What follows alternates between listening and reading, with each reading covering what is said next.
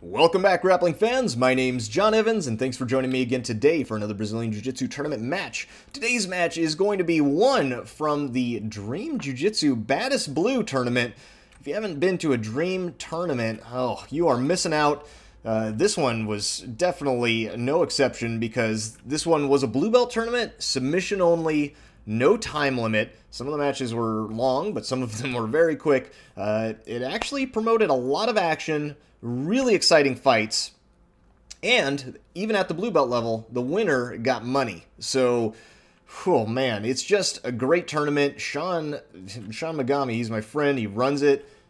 Just really one of the best run tournaments out there, and with each tournament, it keeps getting better, bigger prizes, so if you can, try to make it out to one of those. I'm not sure if he's trying to branch out into other areas yet, but if you're in the Southern California area, at least try to make it out to a Dream tournament, because they're run really well, which is kind of an elusive thing in the jiu-jitsu community, but yeah, they're run great, and you can win some money, so awesome.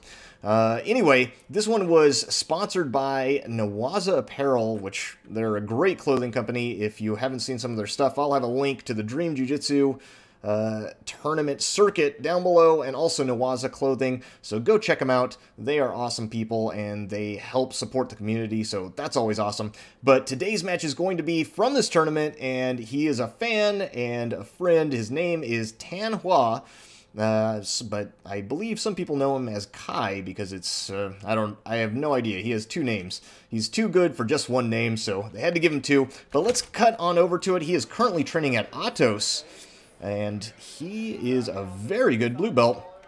Tan here on the left in the black gi. His opponent, I'm not sure where he's from.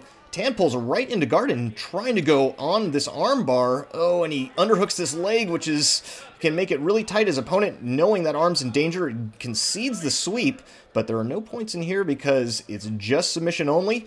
Tan trying to sit up into mount. He's stuffing this leg in between his own legs so he can just go right over into mount. His opponent grabbing Tan's leg, trying to maybe go for a footlock, but his opponent tries to get up right there. Tan trying to shoot the triangle. His opponent realizes this and sits right back. Tan able to pass the guard, now going on this Kimura, but his opponent goes into turtle. Tan is trying to turn this into probably an armbar, but now he's squaring back up, and it looks like he's going to try to take the back from here. So he's got the seatbelt grip. Man, that was it's high-paced action. These blue belts, I swear, they just don't stop moving, which is really exciting to see. And his opponent is trying to get out, but Tan gets a really good grip, and now he's on the cross collar. Oh, man. Oh, I thought he had that bow and arrow choke. That was very close. Now they pull into 50-50. I think his opponent is trying to go on that foot. You definitely want to protect the inside foot on 50-50, because that is the one that is more dangerous. And his opponent, yeah, you can see Tan's holding on to that sleeve and then that cross collar, and that will protect it. That's very good. But if his opponent can go belly down, then that will not protect it. Man, so Tan is probably trying to pull his opponent off to the side. Reaping is allowed in this tournament because it's kind of a terrible rule that they DQ you for reaping. So being the forward thinkers that the Dream Tournament people are, they said, get rid of that rule, and I love it. So you won't see any ridiculous, erroneous DQs.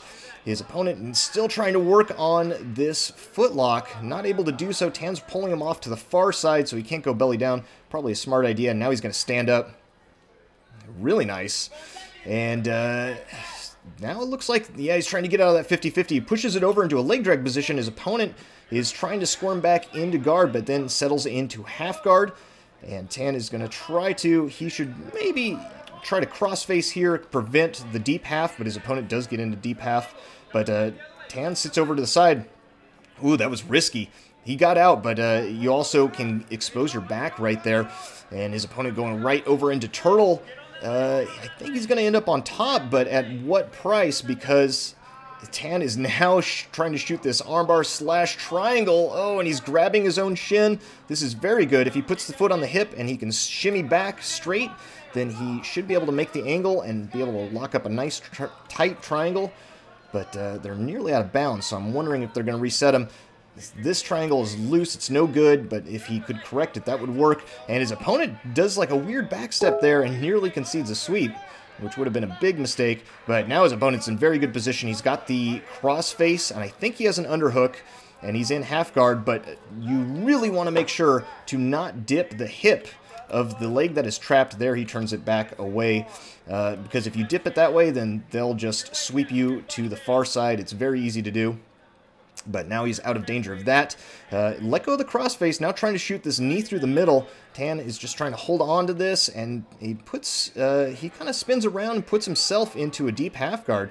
So Tan is now under in the deep half guard. See if he knows what to do. He's hiding this arm, which is a smart idea. You do not want to leave it out there in no man's land, get Kimura'd. And his opponent is trying to put Tan flat on his back, and maybe try to get an underhook. But Tan's got the underhook here. He should be trying to prevent the crossface if he can, and he just inverts and gets a beautiful sweep. Wow, that looked effortless.